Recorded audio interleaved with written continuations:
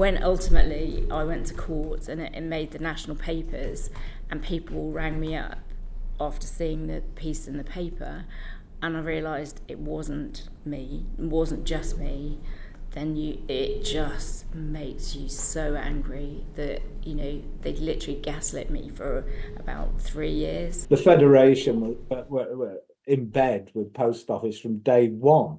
And as far as I know, they probably still are, because they're paid for lock, stock and barrel by Post Office. Do you actually truly believe justice will ever be achieved? Well, it'll never let my mum and dad see me have my conviction course, so to me that's what it all looks like. From your experience, how on earth could that have happened? Alan, can I start with you? How would it happen?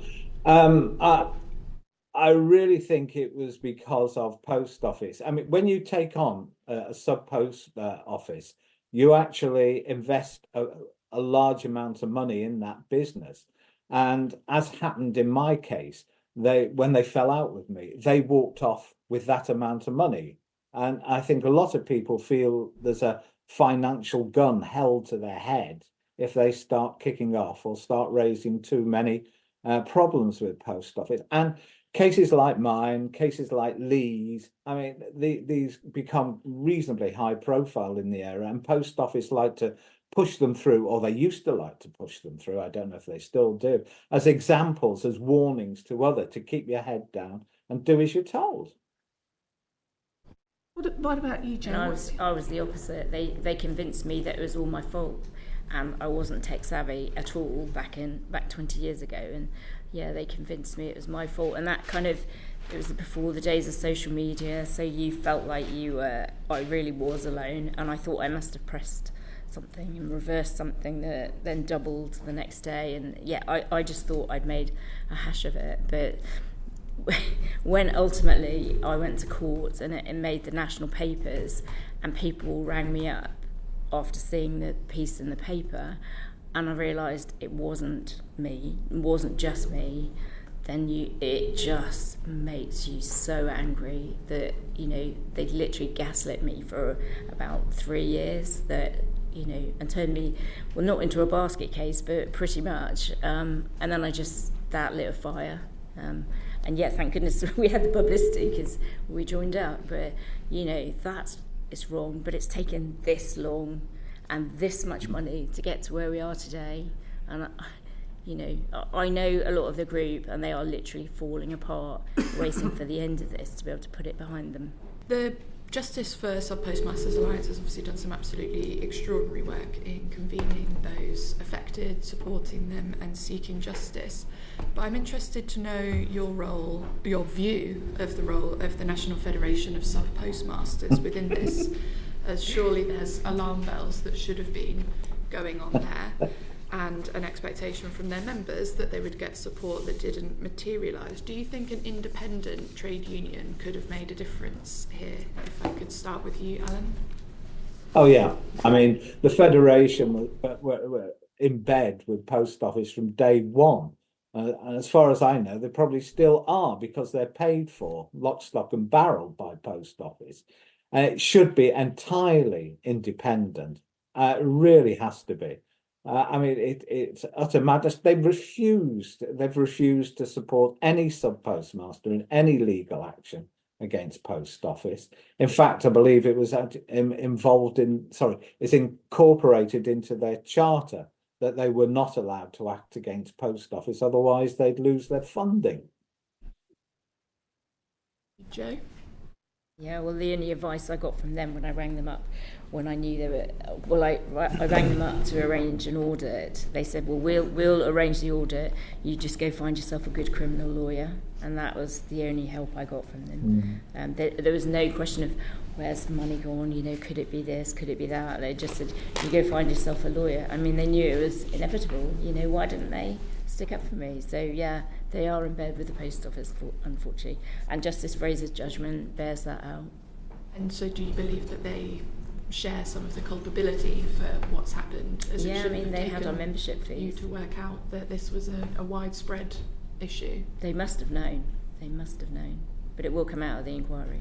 I wonder, the threat of a prison sentence what sort of impact that actually had on you. And yeah, obviously it must have been horrific.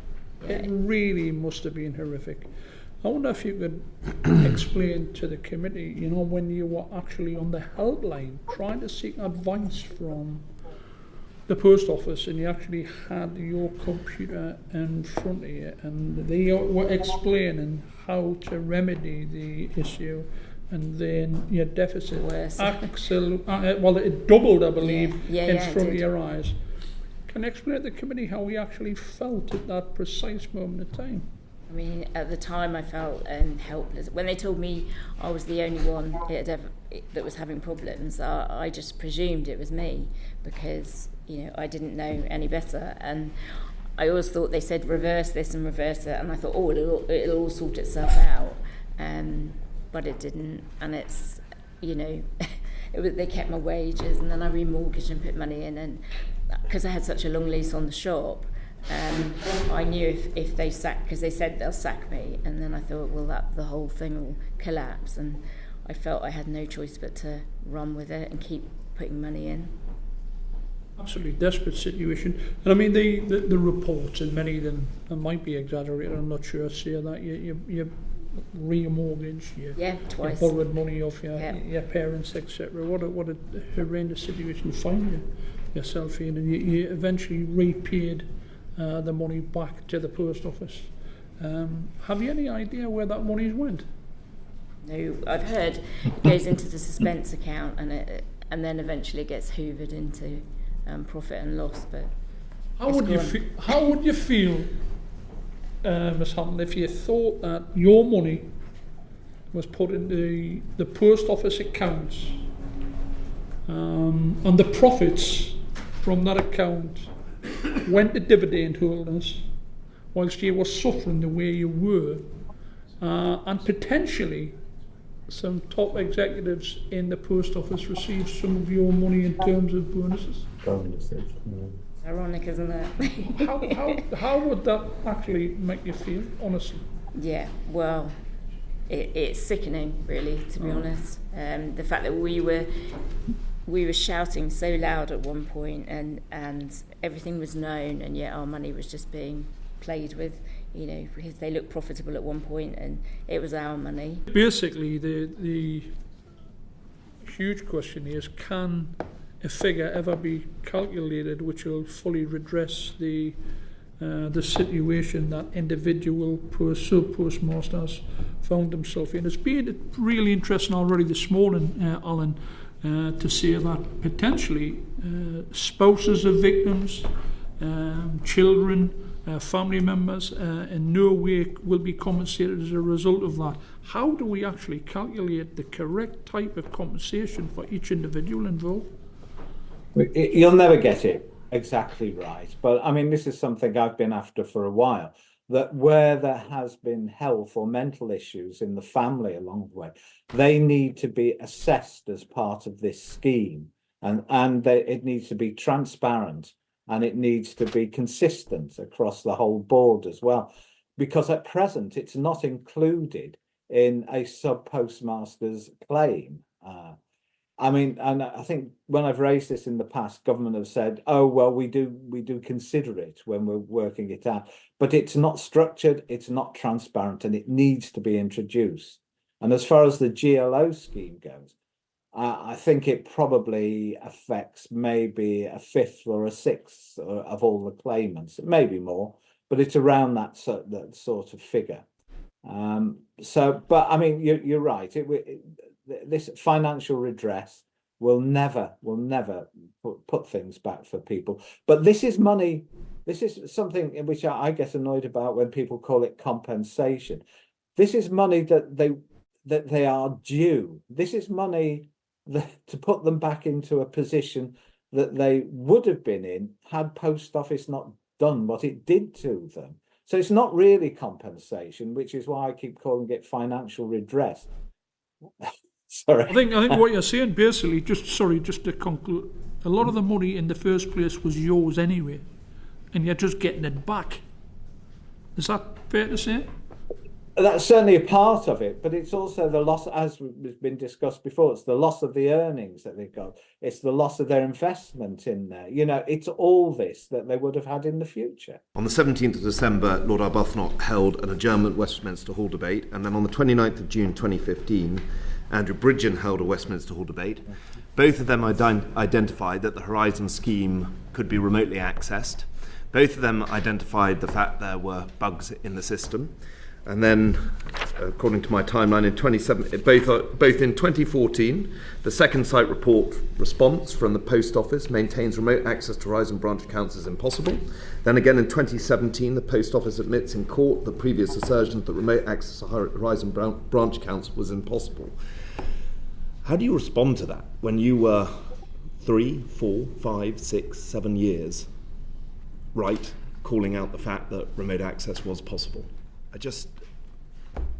I'd like to hear how you respond to that when both the people you were talking to in Parliament, when you were raising it within your groups. I just wonder if you could add some comments to it. Jo, should we start with you? Here we are 9 years after that, and it's still not sorted out. I mean, how long have you got?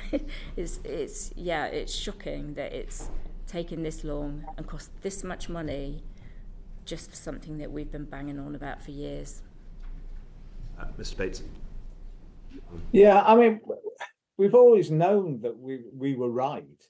And it was just that the Post Office decided to try and control the whole narrative over the years because of their power and money and all the rest of it. And they had the ear of politicians. They used to brief them, and they used it was very, very hard to battle against them. But we always knew we were right. And there was as we know now, there's a major cover-up's been going on. The cover-up's almost as far worse than the actual initial crime and the prosecutions of individuals in all of this. Do you actually truly believe justice will ever be achieved? If I start with you, Miss Hamilton, first. Well, it'll never let my mum and dad see me have my conviction course. So to me, that's what it all looks like. But, you know, apart from that, we need to see deeds, not words. You can say things, but I just think for everybody now to draw a line under this, the very minimum is the group of the GLO group who are still left looking for money. It needs to be fast-tracked. There has to be a way of applying a bit of common sense to this and cutting out all the red tape. Mr. Bates, sorry. Yeah, Joe's right, especially the GLO group. Well, I mean, all of them, but I mean, the GLO group, they've been at this, many of us, for 20 years or so, and they've got to put this out. You know, I was talking to one of the group at the weekend. She's 91 years old. How many more years has she got to wait for financial redress? I mean, has she got to wait till she gets a telegram from the King? It's ridiculous how long the system is holding this up. It is absolute madness, and it's very unfair, and it's cruel. What are the key tests for the legislation, Mr. Bates? What do you think this legislation that the government has now promised must achieve? I'm sorry, which part of the legislation? There's new legislation that I think is going to propose mass overturning of the convictions to speed up the path to redress. What's the key tests when that bill hits Parliament here, we hope in weeks, let's hope it is weeks, how will you judge it, whether it's good enough? Well, I suppose really if it draws many more people out of the woodwork, and that should come forward. Do you know what would be ironic is if those people that just come forward would get their money before the group that fought for this.